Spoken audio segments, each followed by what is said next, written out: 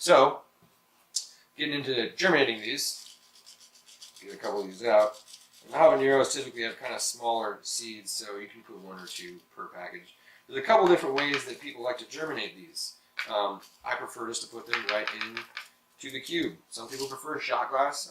Others prefer a moist paper towel. I find, at least in the different things that I did, that ends up being pretty similar.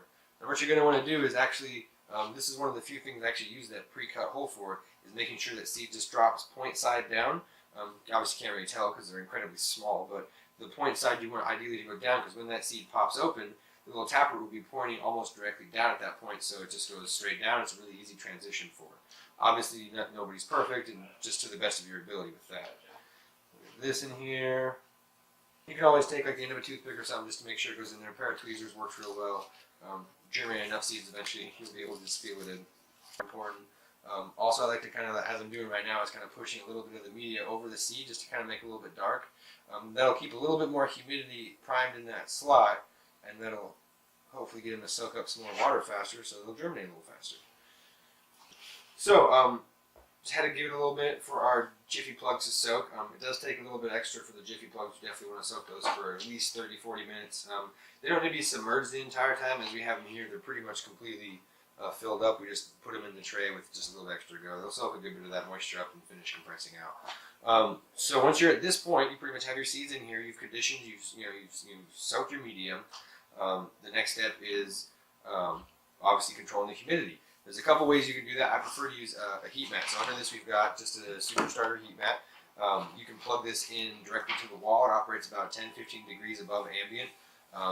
Caps off about 90-92 degrees or so. You can also hook it up to a thermostat. Thermostats are nice because it lets you control the environment at the root zone. So there's a little sensor or probe on this that goes next to where you have all your cuttings or seedlings, and that's basically sending back a reading to this device, which is telling the temperature. It's comparing it to that and increasing or decreasing the power to the heat mat based on your temperature.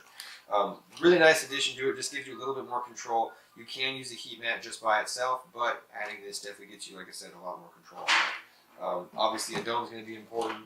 Your control of your humidity and moisture is going to be crucial to how fast these end up germinating and popping out. Seedlings and stuff, you can leave the dome on for a few days without any detrimental effects. Taking cuttings and stuff like that, you want to pretty much burp it to control the humidity, but we'll kind of touch up more on that when we do our cutting segment.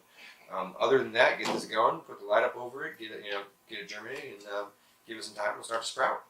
Also a good idea, labeling your seeds. Today we're all doing Magnum habaneros, so obviously there's no need for a label. We're doing everything as individual seed, just with different media. But if you're going through, you're doing obviously basil or lettuce or romaine or cilantro or whatever you're doing, it's definitely nice to label. We do carry labels. We carry all different sorts, sizes, styles, colors, twist ties, all sorts of different stuff for it. Definitely stop down, come and check us out, and we'll help you out and get you what you need. Thanks for stopping by.